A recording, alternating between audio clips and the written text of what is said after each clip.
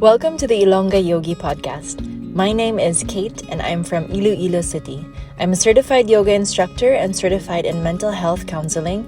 I share content on yoga, mindfulness, fitness, mental health, self-care, and healing. Before we get into it, I want to let you know that I teach classes both in person and online. If you're interested in taking a class with me, just head over to bookwen.com/healing-iloilo for the schedule and rates and to book as well. Welcome back to another episode. I've been able to record more frequently lately, and I wanted to start out with an update with what's been going on. So the last time that you heard from me, I was about to leave for Cebu, and as you know, I was very, very anxious, and I was anxious until the moment I literally arrived at the venue of where the yoga retreat was going to be. And trips like that, I always feel so anxious beforehand, but then once I'm there, I usually am able to enjoy myself. However, for this trip, it was kind of different because it was the first time that I was traveling alone again. So I traveled there with a friend, and then after a few days, my friend had to go ahead first, so I kind of stayed for another night alone. And so that was my first time to stay somewhere kind of by myself. And initially, my thought was that I wanted to kind of just prepare myself for future solo travels, because that's something that I've always wanted to do.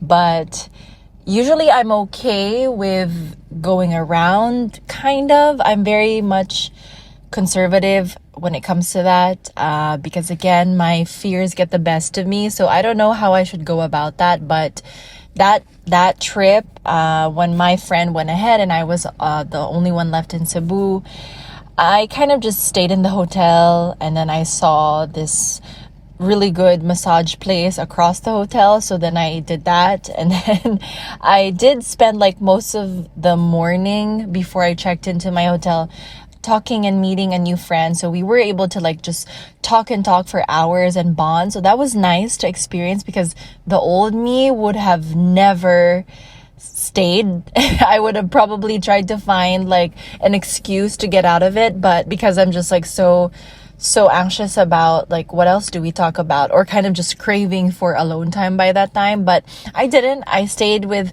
this new friend who's also a yoga teacher and just does amazing things. So it was really nice to connect with someone that way, and then to experience all of that as I was being alone in Cebu.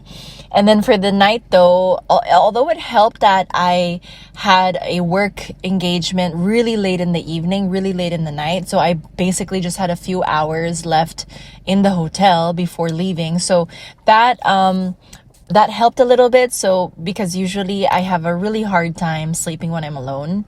Even when I'm at home, I promise you, when I'm at home and my partner is not with me, my husband's not with me, that's something that I've always had an issue with. I have a hard time sleeping by myself. And so I've always had that problem when I was a younger kid, and that has stayed with me until today. So it's not just because of my partner, my husband now, but even like in the past with previous partners, I've also had that issue. Whenever I'm alone at home, I just have a really hard time falling asleep and staying asleep, so my sleep is always interrupted. So good thing I only had one night to experience that, but I'm kind of anxious now about like future travels, because I do have a big one coming up by the end of the year, and I'm gonna be away for like 5 days. No, more than 5 days actually, so like almost more than a week, I believe. So I'm gonna be by myself for this trip, so I don't know.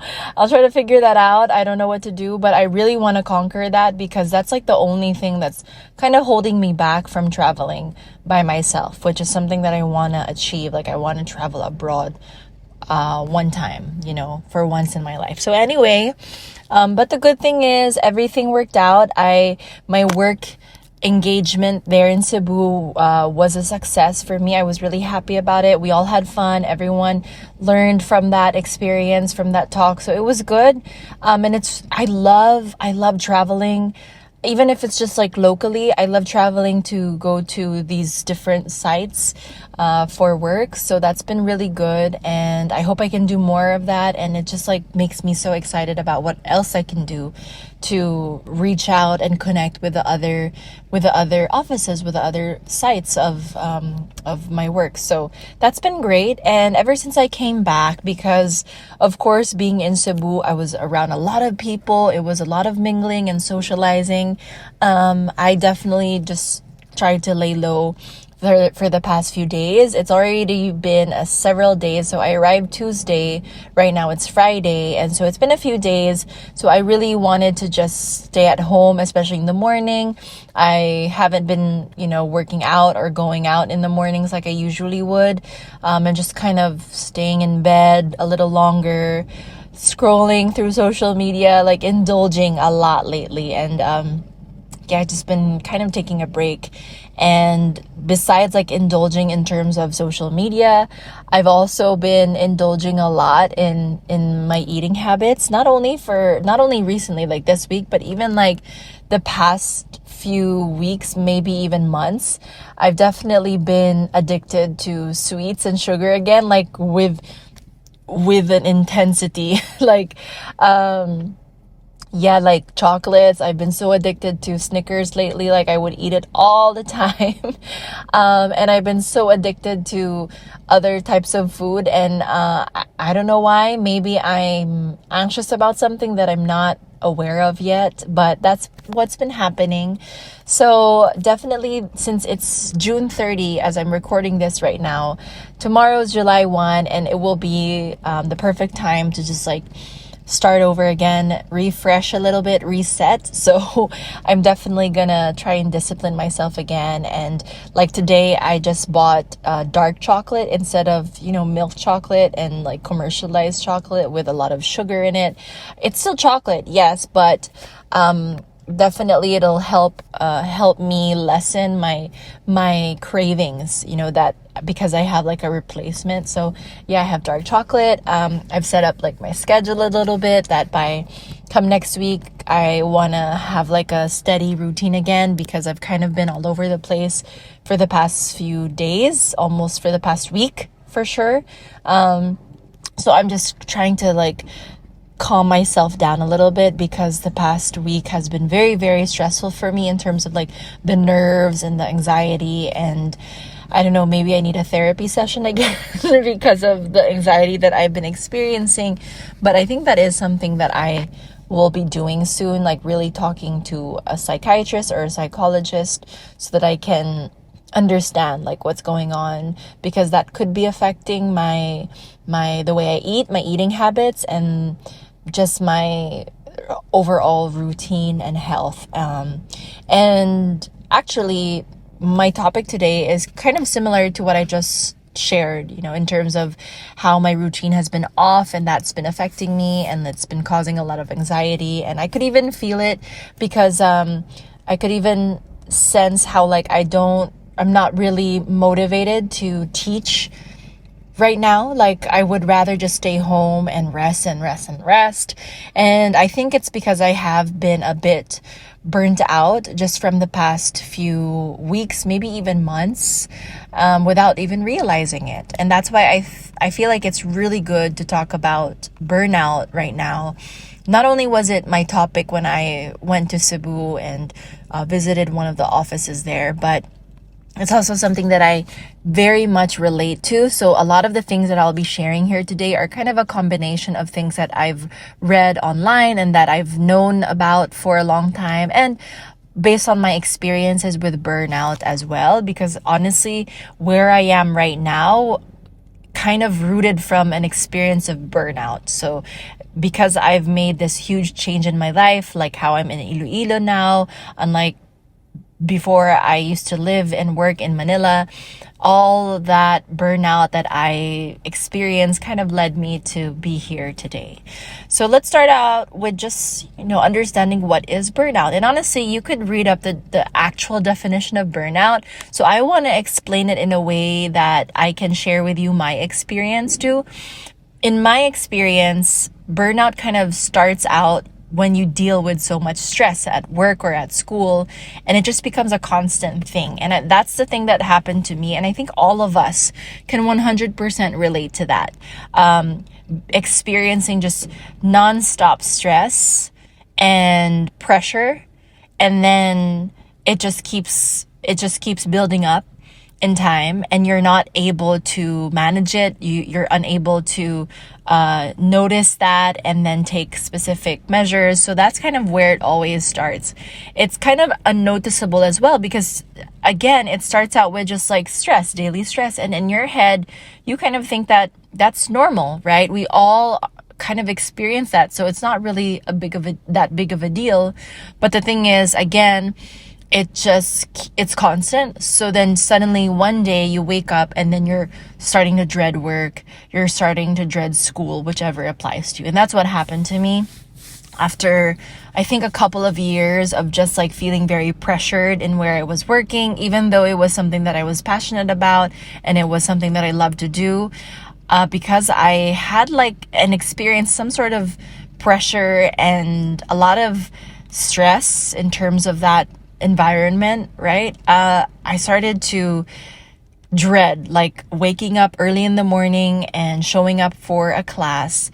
I started to get like nightmares of being late to class a lot or to work, and then that being like the worst possible thing that could ever happen in life. Like that's how afraid and terrified I was of not being able to wake up, not being able to show up. And like I just experienced so much pressure because it felt like I had to please a lot of people. So that really took a toll on me. And I noticed that in times where I had to finish certain work tasks and I had to do certain things, I would procrastinate a lot. I was procrastinating a lot. And so that's also a pattern that I notice in myself even up to this day. Whenever I procrastinate a lot, I know that there's something up, there's something wrong. It could be, again, that I'm burnout or I'm anxious about something, but definitely I procrastinate. And during that time, I noticed that I was depressed. This was a time that I was clinically diagnosed with bipolar 2. So again, I was going from depression to mania. So being able to work and do so much, do everything and have so much energy, and then suddenly just kind of having low energy, no motivation to do anything. But that's just in my case. So I'm not saying that if you are burnt out, maybe you have some sort of a mental illness, or if you have a mental illness, you could easily be burnt out. That was just like in my case, that the stress that I experienced made me depressed a lot more often and made me very, very, very anxious, like a highly anxious type of person. And because of that, I always got sick. I remember back then I would get like fevers and just like insane sicknesses and illnesses that I don't experience that much anymore now. So I really did not know how to take care of myself during that time because of just like a lot of things going on in my head, and I didn't have the motivation to teach sometimes. Sometimes I would really cancel classes or find a sub because I just couldn't show up for class. Like that happened to me all the time, and even up to this day, more so of the past few years. Not like this year lately, but I would say like 2 years ago, 2021 to early 2022, that happened a lot to me. Not sometimes, but a lot of the time I would call off classes if I was just feeling really depressed and anxious and my energy was too low that I really didn't have any motivation to show up for class. So that's kind of what my experience of burnout has been.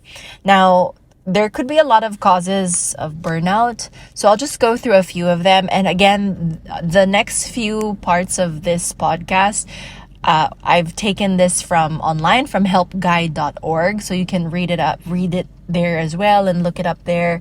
And for me, I just want to share this because I feel like it's a perfect explanation and representation of what burnout is and what causes it, what are the signs of burnout. So there are many different causes, as I've mentioned, and one is work-related, which I feel like a lot of us can relate to, right? Work really can take a toll on us, and if we're not aware of it, we can easily get burned out, and sometimes most of the time, we're not even aware of it. So when it comes to work, if you feel like you have little or no control over the work you do, or there's been a lack of recognition, a lack of reward for something good that you've done at work, maybe your job expectations are a bit unclear, or the people you work with kind of demand too much from you, doing work that's very monotonous, there's no challenge, there's no growth.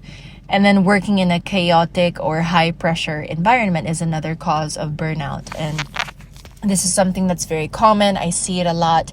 And even for me, I would say I could most likely relate to not having much control over my work in the sense of how people will respond to my services, and how you have to follow a structure, and you could be reprimanded by if you aren't able to follow exactly what they tell you to do. So kind of that. And then of course there's a little bit of pressure, even though it is still yoga, but there is still some sort of pressure in terms of trying to be a very, very good teacher, trying to be a better teacher than maybe somebody else, or just trying to get the recognition from your students, which again is like very toxic to begin with, but that's kind of where I was. Now, another cause could be lifestyle. Maybe you've been working too much, you don't have enough time anymore to socialize or relax. That's 100% true. Lacking a support system, taking on too many responsibilities without any support, without any help, and then not getting enough sleep. So for me, in terms of lifestyle, I would say I could definitely resonate with the lack of a support system, not because they weren't there, but because I was very hesitant to reach out to my support system and to lean on them when I needed to. So that's what caused me to easily be burnt out. And then also working a lot. I would say taking on too many classes and not being able to find balance in my own personal life was also taking a toll on me. But definitely for those who I work with at present, especially when they aren't able to get enough sleep, and again, they take on too many responsibilities, they work so much, they don't have much of a social life anymore, you can definitely see how burnt out they are. Now, in terms of personal related causes of burnout, perfectionist tendencies, which I definitely was. I was very much a perfectionist. I always felt like everything I did wasn't good enough and that I wasn't good enough. And then pessimistic view of self and the world. Again, that's something that I 100% resonate with. I was very negative about many things in my life. I saw myself negatively, and I saw the things happening in my life as such a negative thing as well. Next is the need to be in control and not knowing how to delegate to others. And then lastly is being so high achieving or having a type A personality. I would say that the need to be in control is kind of where I'm at personally right now. So maybe that's why I feel burnt out in some cases, on some days, because I definitely am not comfortable delegating some of the things I do. Like, I want to be hands-on, but I've been learning like how I let go of daily greens and had a friend take over for me, which I knew was a really good move since this is something that they're very good at. This is what they're known for. So giving that up helped a lot. And then when I was younger, especially in school, I would say that I had a very high achieving type A personality. And so 100%, that was me. I wanted to be number one all the time. I wanted to be the best all the time. I wanted to do everything perfectly. And because of that, I got very, very burnt out when I was in high school. So this is 100% something that I can relate to as well. So now for like the signs of burnout. Again, this is all still from the same website, from the same site. there are different symptoms, or I guess more like signs, red flags of burnout. So we'll start with the physical signs of burnout. Of course, feeling tired and drained most of the time. Maybe you've been getting sick a lot. You experience a lot of headaches, muscle pain, and then there's been a change in appetite or in your sleep habits. For me, again, like I mentioned earlier, I was getting sick a lot. And then I feel like I've known a lot of people in my life who would get a lot of migraines, like constant migraines because of stress and because of burnout. And then I could also relate with just feeling tired and drained a lot, like not having energy. Now things are different, but back then that was definitely something that I struggled with. I would always feel drained, feel physically drained. I couldn't do much. And so that's something that I experience. Also, for me, a change in appetite would be eating more. I would stress eat. So I would eat a lot more. I would crave sweets, sugary food, a lot of fried food. So I would always be eating French fries when I was like really burnt out in Manila. I would eat a lot of sugar, like perhaps like I am now. And so that's kind of where I am in terms of physical signs of burnout. Now, for emotional signs of burnout, a sense of failure, feeling a lot of self-doubt, feeling helpless, trapped, defeated, detached, feeling alone in the world, loss of motivation, increasing negative outlook, and a decreased satisfaction and sense of accomplishment. And all of these I can, again, tick off. That's exactly what I experienced. I was always feeling like a failure. I would always say that. That was like the constant thing in my head. I'm a failure. I'm a failure. I had a lot of self-doubt, like a lot of imposter syndrome, even until now sometimes, but I've learned to quiet that voice in my head. So I would have a lot of self-doubt. I would always question myself if I am capable of taking on this certain thing. And I would, another thing that I would always repeat to myself is how helpless I felt, how hopeless I was. And again, feeling like you don't have any motivation is a very common thing in burnout. Behavioral signs of burnout: withdrawing from responsibilities, isolating from others, procrastinating, taking longer to get things done, using food, drugs, alcohol to cope, taking frustrations out on others, and skipping work or coming in late or leaving early. A lot of these happen to me as well. That's one of the biggest signs of when I'm burnt out or stressed, is when I withdraw from responsibilities. So like the bare minimum, the smallest of tasks that I have to do in terms of chores, in terms of adulting, I am unable to follow through. I'm unable to do. So that was definitely a sign for me. Like I couldn't even clean my own house or do the dishes. Like it just all overwhelmed me. I couldn't pay my bills, things like that. Isolating myself, that happens a lot. I always, when I'm stressed, when I'm depressed, or when I'm burnt out, I just want to stay in bed and not talk to anyone, not even leave my room. That's how bad it gets sometimes. Again, the procrastination, that happened to me a lot and still happens to me in terms of using food to cope. I eat more whenever I'm stressed, taking my frustrations out on others. Not so much. I'm very controlled in terms of that, but that's definitely something that can happen. And skipping work, like I said earlier, trying to find someone who can cover my classes, choosing not to show up for my classes just because I just feel like I'm not in the right state of mind. So again, burnout can be slightly different from just regular stress. So when you're burnt out, most likely you feel a disengagement. You feel like you want to withdraw and isolate a lot.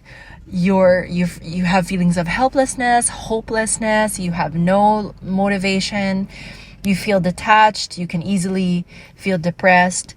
You feel like life is really not worth living anymore, so you question that a lot, and you're just constantly feeling so drained to function.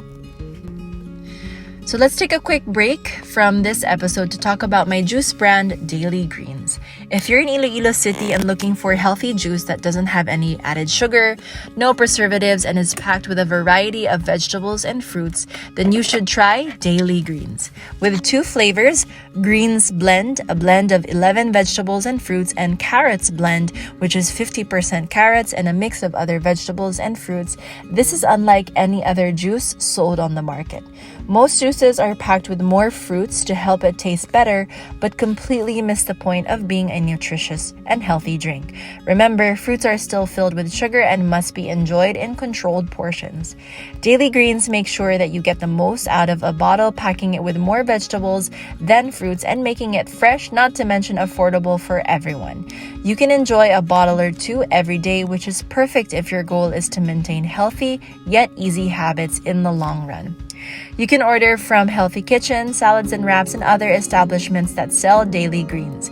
This is your sign to start building healthier habits in the most convenient way with Daily Greens.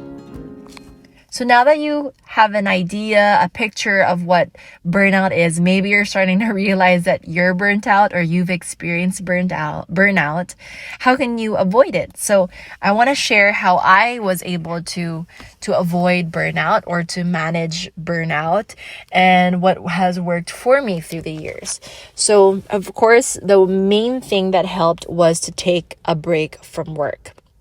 For me, it was actually leaving Manila, coming home to Iloilo and spending the holidays here. So I believe I spent, I think it was a month or 2 here in Iloilo before I went back to Manila and then worked for 2 more months and then decided to, or 1 month, I'm not sure, and then decided to officially resign. So that is what worked for me, taking a break from work. But of course, it may not be the case for you. So what I can offer is maybe taking a long vacation. That might help you a lot just to reset, because for me that has happened as well when I feel like I'm really burnt out from teaching, from working, from just doing so many things every single day. Taking a long vacation to the point where I'm already looking forward to come back home and to just be at home and work again. That's already a sign for me that I've fully recharged myself and I'm ready to face everything back home again. So taking a long vacation break might also help a lot. Next is, of course, work-life balance. A lot of us forget that our work is not our life. And so it's very important that your work is just a small part of your life and you focus on the rest of your life, making sure that you enrich your life and you feel good every single day. So maybe creating a routine before and after work or school, something that grounds you, that relaxes you, that also energizes you and then stimulates your mind so that you can learn and develop skills. That's also very important. So just making sure that you're able to include those aspects, those tasks or hobbies or habits in your life to find balance. Next is to lean on my support system. So I remember when I was really burnt out and trying to heal and recover from that back in 2017, I would make it a point to talk to my family every single week and then to call certain people every single day so that at least I can be able to talk to somebody, kind of vent if I needed to vent, and just also listen to other people and connect with other people instead of just sulking in my own problems during that time. So that really helped a lot. So definitely finding a support system and leaning on them, making sure that this support system is someone or a group of people that you can definitely trust. Another is I started therapy during this time. I became very consistent in my therapy sessions, and my therapist was based in Manila back then. So this was in 2017. And even though he was based in Manila, I remember I would still schedule I would schedule sessions with him twice a month. So we would meet every 2 weeks and we would just talk via Skype that back then. And that really helped a lot. I mean, I can't even explain to you how helpful and beneficial it was, because all I remember, I continued doing that for I think almost like 6 months or more than 6 months. And I remember after those 6 months, we started to notice that there wasn't much to share anymore. So it felt like I was able to process a lot of the stress that I was already experiencing, and I was able to move forward and move on already. So that was a sign for me that maybe now we can start to lessen our sessions, and I can start to, live life and figure it out on my own for the meantime until I have to meet him again. And so that's kind of what happened. I would have regular therapy sessions during that time, and that really helped me manage and process the burnout and the stress. Next would be working on little goals. So during this time, because I was taking a break from work, I decided to create small goals for me and kind of just figure out what it was that I wanted in my life and what I could do now to work towards that. And whatever that was, I would create little goals that I can do that are very realistic and doable every single day, so that I feel like I'm working towards something, and that way it feels like you're able to achieve something every day, like small wins every day. So that helped a lot. It kind of pushed me outside of my comfort zone, and it helped me get to know myself a little better, helped me understand what it is that I actually want in life and what are the things that I don't want anymore. So that also helped me get out of the mindset of feeling stuck and defeated and having no motivation.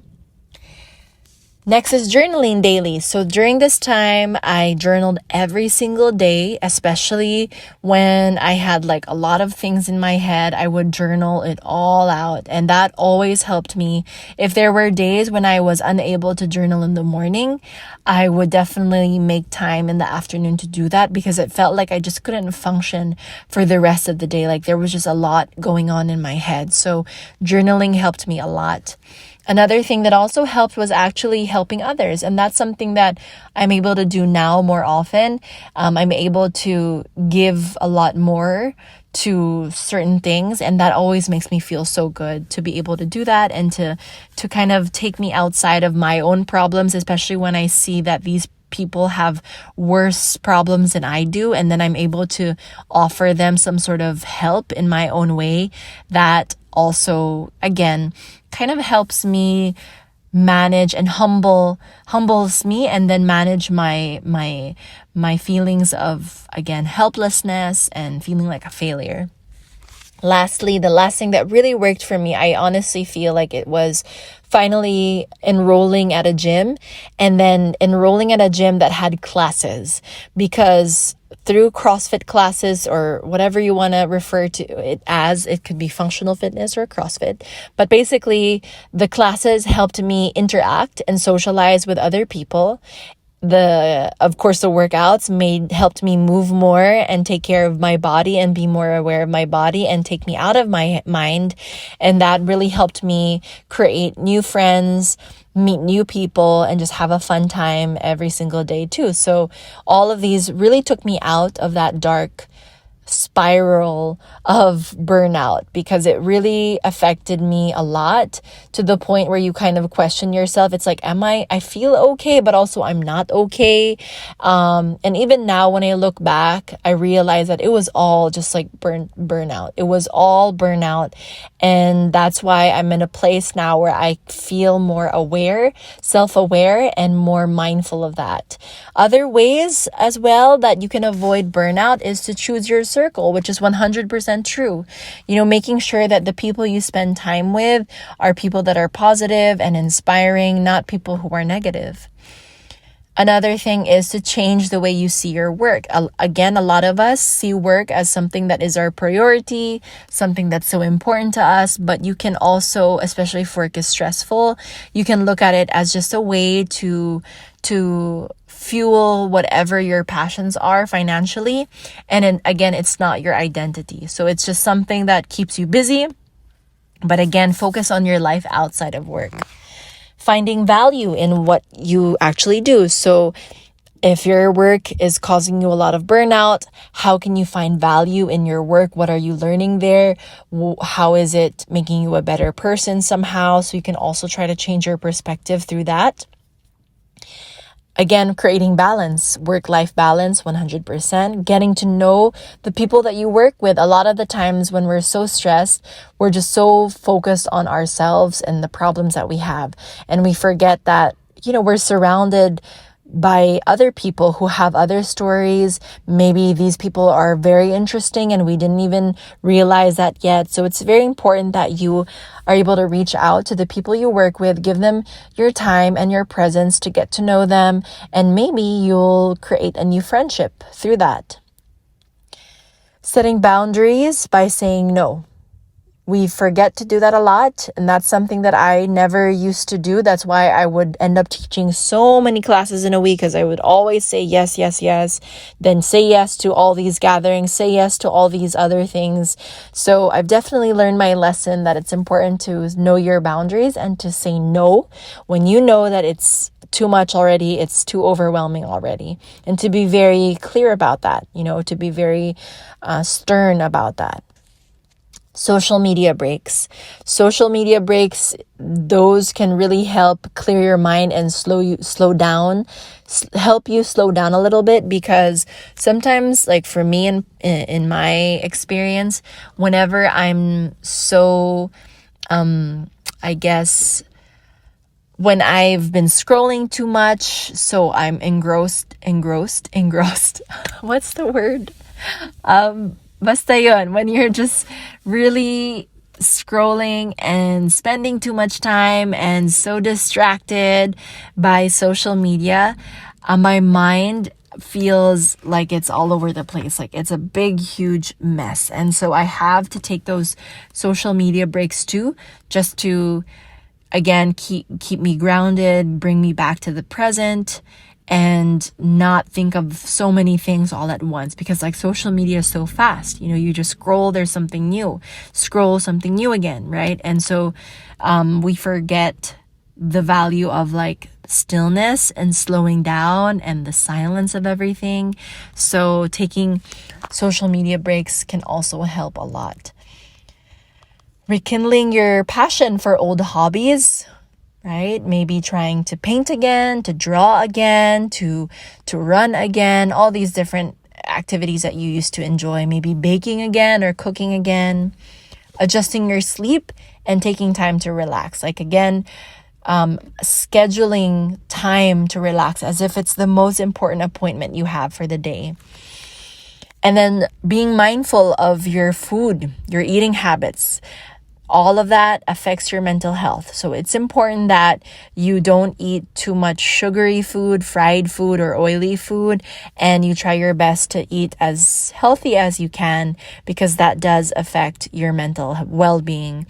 And of course, as usual, avoid smoking too much, or smoking in general, honestly, and drinking too much. So those are just some other ways that you can also try to help you avoid burnout and to manage burnout as well.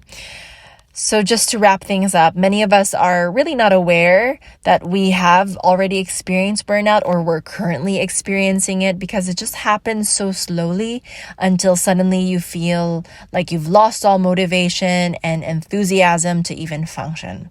Burnout is caused by so many factors, from doing too much work without any rest or any recognition, lacking a support system, not being able to sleep properly or exercise or eat properly, to being a perfectionist and feeling like nothing that you do, including yourself, is good enough. You may be burnt out if you always feel tired physically and mentally. You procrastinate more often and would rather be alone at home, or you always have these feelings of hopelessness and helplessness. But the good news is there is so much we can do to support ourselves, and some of these things is all about cultivating work-life balance, taking a long break if you can, finding ways to talk to someone who can support you, who won't judge you. So maybe seeking counseling or therapy regularly, being proactive about taking care of yourself in small ways, and leaning on your support system. The process, though, may take some time. It may take time, and there are but these are tools that you can use for the rest of your life. For me, since 2017, I've been working on that, and I've noticed the gradual change in my life, how now I'm able to cope with it a little better than I used to. So again, it takes a lot of time. Imagine it's already been 5 years, has it? It's been like 5 years since then, and it's only now that I'm kind of reaping the benefits of all the work that I used to do. Just remember to focus on the small changes that you can do every single day, because that's what will make a big impact in the long run. Thank you for listening to this episode of the Ilongga Yogi Podcast. If you'd like more similar content, you can learn more on my blog and socials, which will be linked in the show notes. Wishing you peace in the body, peace in the mind, and peace in your heart wherever you are. Always take care of yourself, and I'll talk to you again soon.